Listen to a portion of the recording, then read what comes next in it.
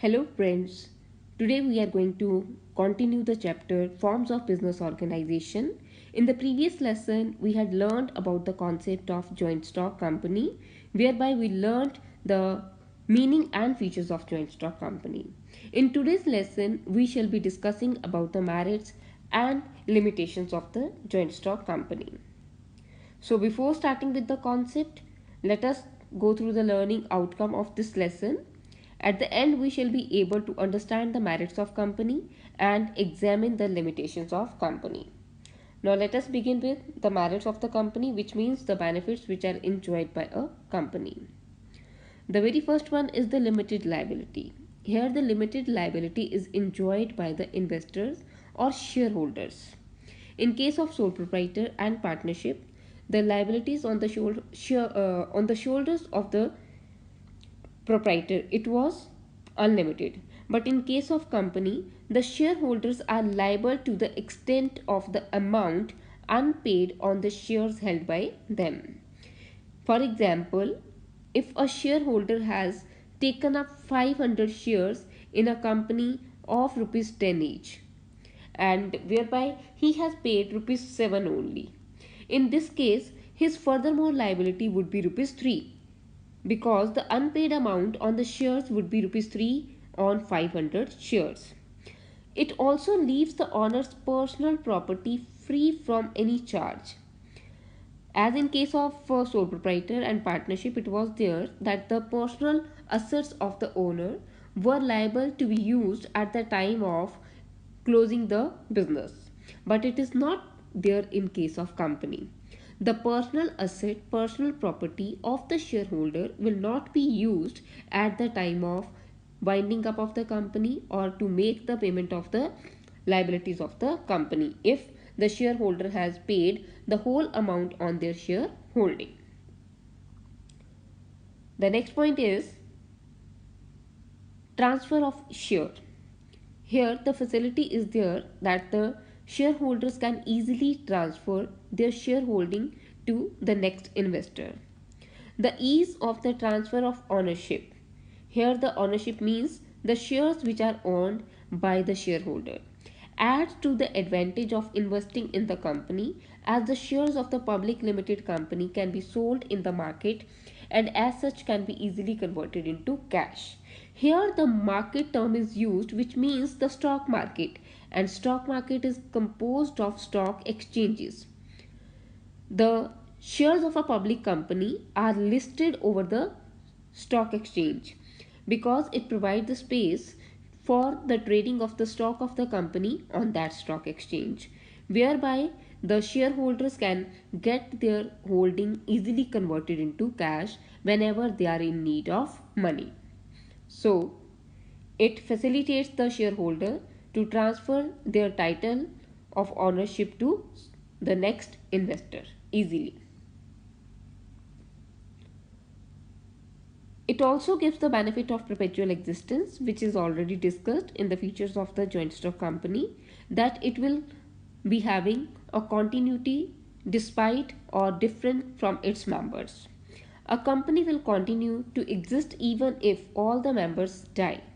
We had already learned that the continuity of the business of a company is not affected by death, insanity, or bankruptcy of a shareholder. So it enjoys the continuous existence because it is created by law. It can be liquidated only as per the provisions of Companies Act.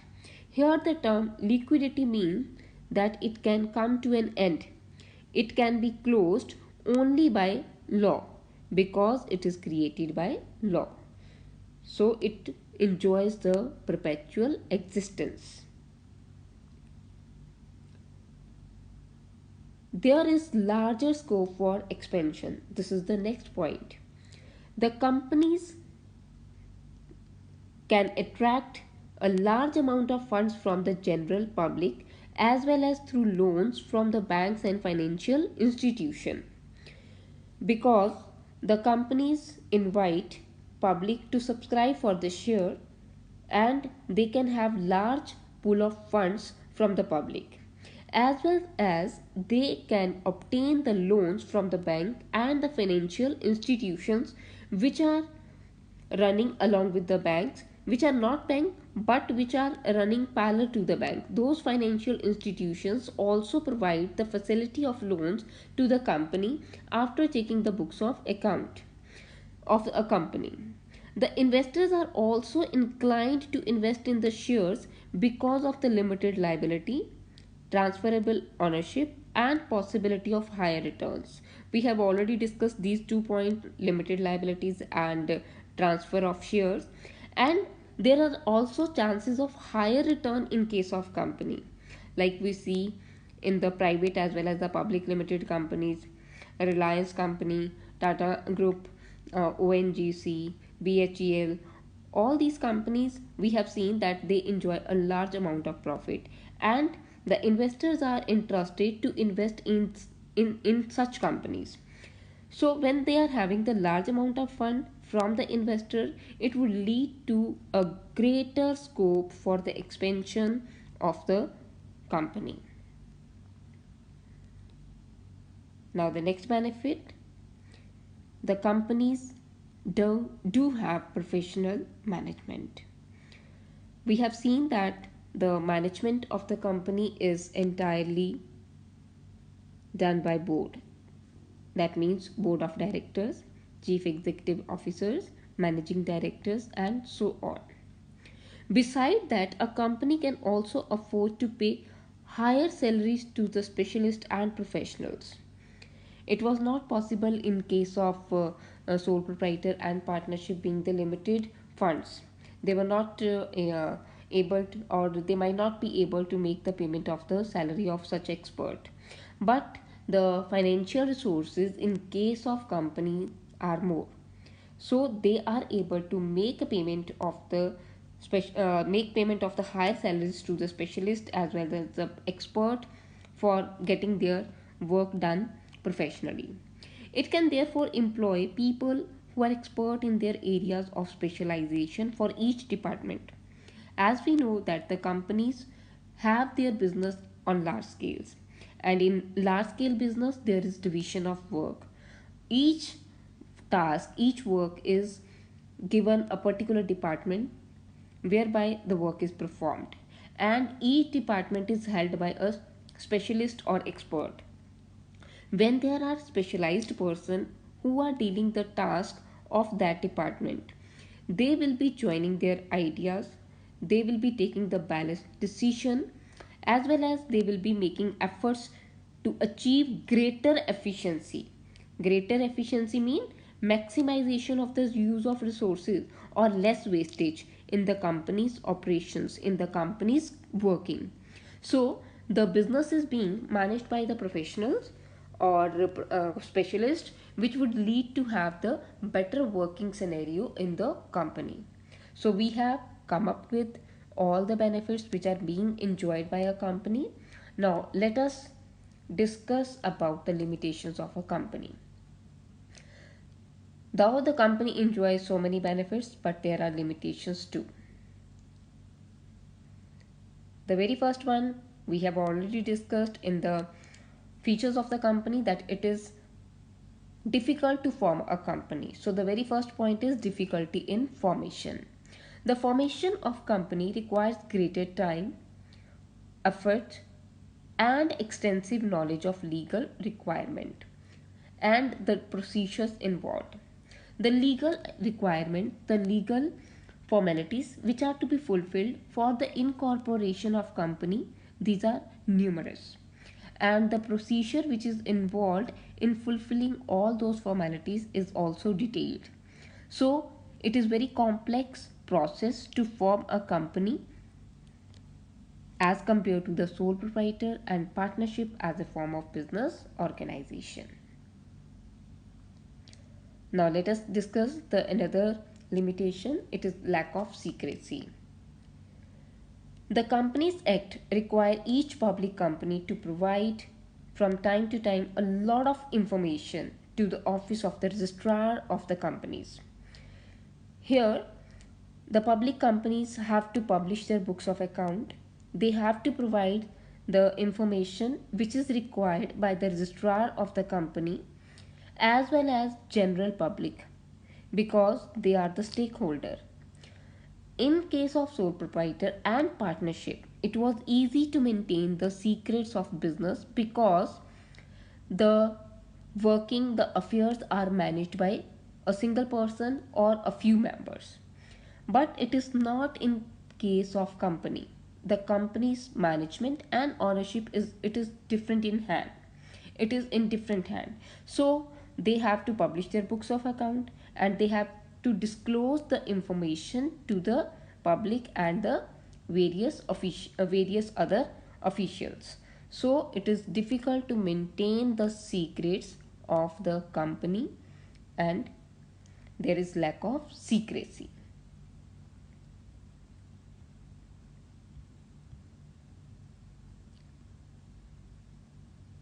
There is also impersonal work environment in the company. In case of sole proprietor and a partnership business form of organization, there was personal touch which was given by the owner to all the affairs of the business. But here the separation of ownership and management leads to the situation in which there is lack of efforts as well as personal involvement on the part of the officers of the company, which may lead to the lack of management in the affairs of the company.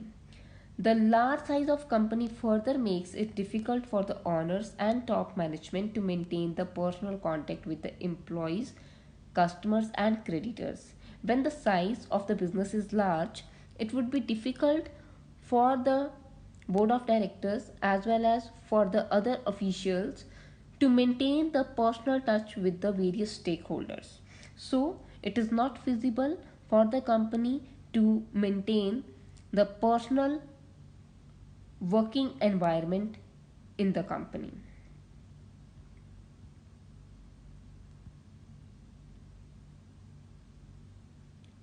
Thereafter, it is there numerous regulations which are to be followed by the company.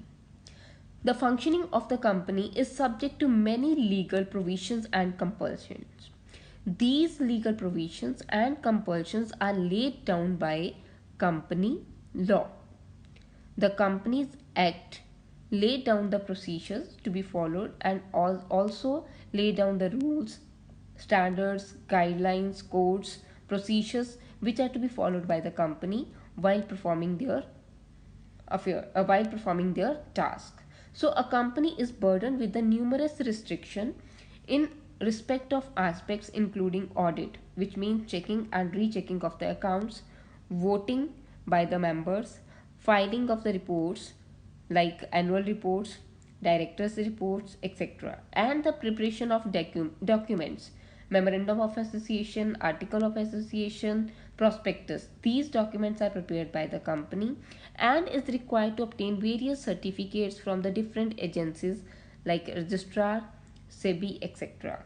So number of regulations are to be followed by the company in compliance with these statutory bodies, and these are the Companies Act and the SEBI.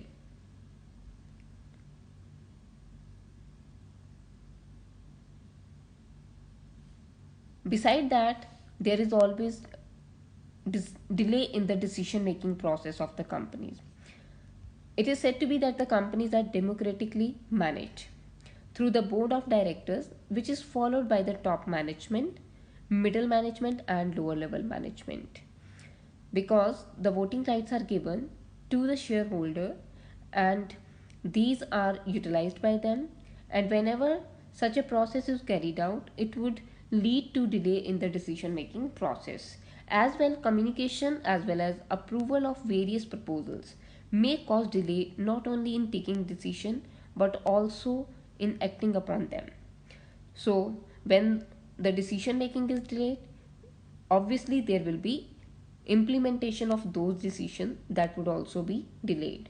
So the basic objectives, sometimes these are not fulfilled in the companies because of the delay in the decision making process. The next point is oligarchic management, which means rule by a few. In case of company, board of directors are the representative who are elected by the shareholder who are the further owners. So owners get their election of their representative. In practice, the owners have minimal influence in terms of controlling because they are scattered far and wide and they might not be having the time to participate in the voting as well as to participate in the management of the company. So the board of directors as such enjoy the considerable freedom in exercising their power, which they sometimes use even contrary to the interest of shareholder. Means the power which is being given by the shareholder to the board of director, and while utilizing that power they sometimes misuse that power for their personal interests and benefit, which would lead to have dissatisfaction among the shareholder.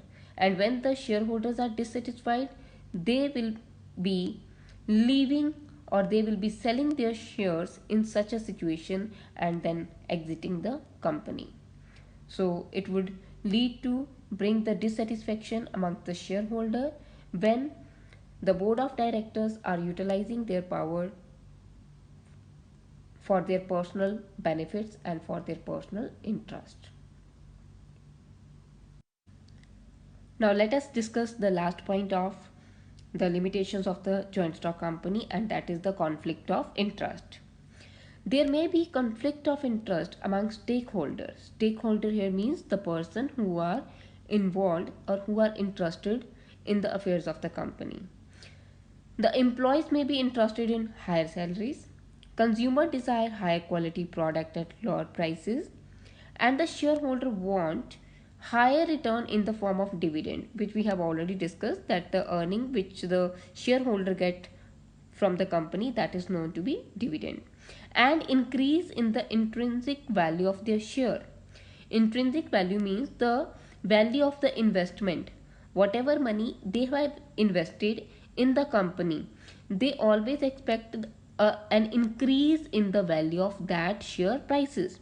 So all these demands pose problem in managing the affairs of company.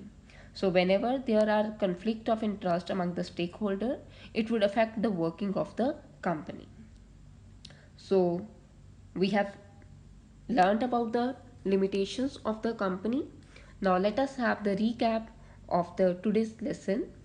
And first of all, the merits of the joint stock company. These are limited liability, perpetual existence, transfer of shares, professional management, scope of expansion. And we also discussed about the limitations, and these were complexity information, lack of secrecy, impersonal work environment, delay in decision making, numerous regulation, oligarchic management, conflict in interest. So we have summed up with the lesson. Now here is an assignment for you. Before going through this case study question, you will first be reading the question and then you will be reading the case, so as you can have the correct answer of the question.